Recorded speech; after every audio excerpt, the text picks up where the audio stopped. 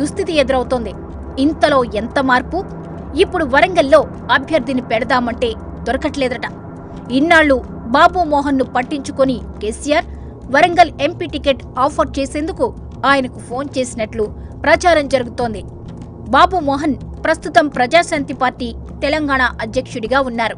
ఇప్పుడు ఆ కేఏపాల్ పార్టీ నేతే దిక్కవుతున్నట్లు కనిపిస్తున్నారు కారు పార్టీకి.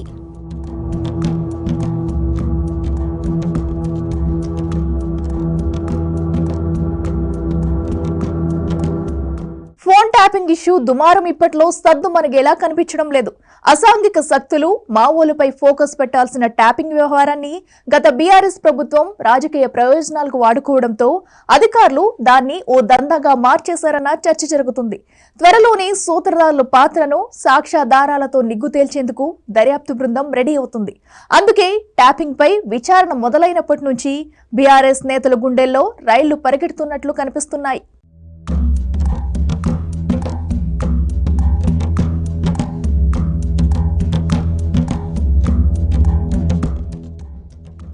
తెలంగాణలో బీఆర్ఎస్ 10 ఏళ్ల పాలనకు తెరపడగానే వెలుగు చూసిన ఫోన్ ట్యాపింగ్ వ్యవహారం పెద్ద దుమారమే రేపుతోంది.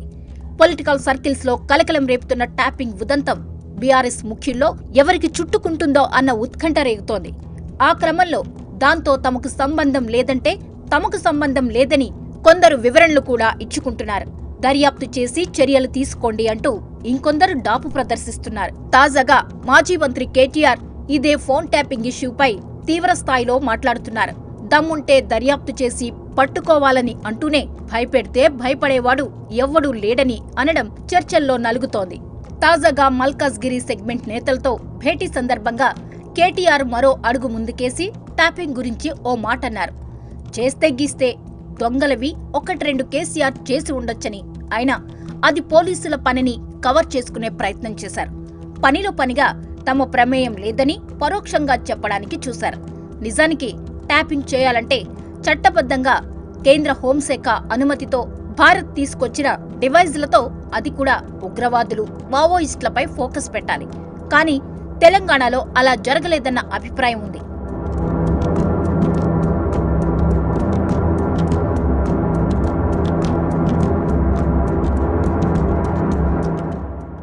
రాజకీయ ప్రత్యర్థులే టార్గెట్గా, బడా పారిశ్రామికవేత్తలు, సినీ ప్రముఖులే లక్ష్యంగా బ్లాక్మెయిల్ చేస్తూ సాగిన ట్యాపింగ్ దందాపై వెల్లువెత్తుతున్న ప్రశ్నలు గులాబీ పెద్దలను ఉక్కిరిబిక్కిరి చేస్తున్నట్లు కనిపిస్తోంది. కేటీఆర్ కామెంట్స్ పై Congress MLA NM Srinivasa Reddy fire అయ్యారు.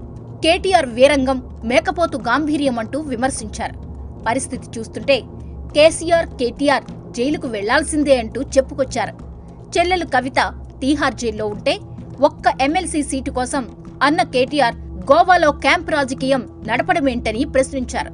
అంతేకాదు, ట్యాపింగ్ డివైజ్ ను కొనుగోలు చేసిందెవరో, కదంతా నడిపిందెవరోనన్న విషయాలపై Mahbubnagar Congress MLA NM BRS ని టార్గెట్ చేశారు. ఎమ్మెల్సీ నవీన్ రావు కథ నడిపారని ఆరోపించారు. తాజాగా ఎన్ఎం డీజీపీని కలిసి ట్యాపింగ్ పై ఫిర్యాదు చేశారు. తాను కూడా బాధితుడినే అని చెప్పుకొచ్చారు.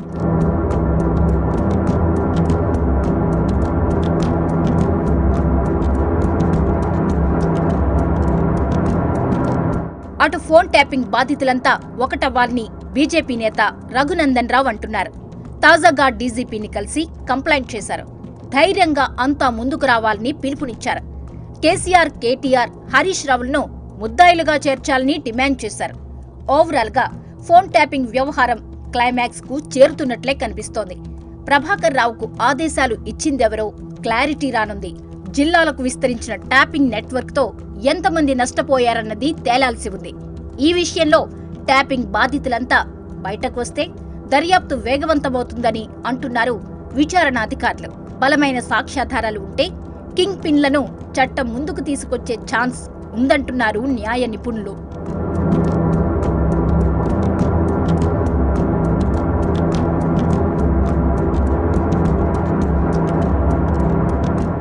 నిన్న మొన్నటి వరకు ఆ సీటు కోసం నువ్వా నేనా అనే రేంజ్ లో ఇద్దరు బడా నేతలు పోటీ పడ్డారు.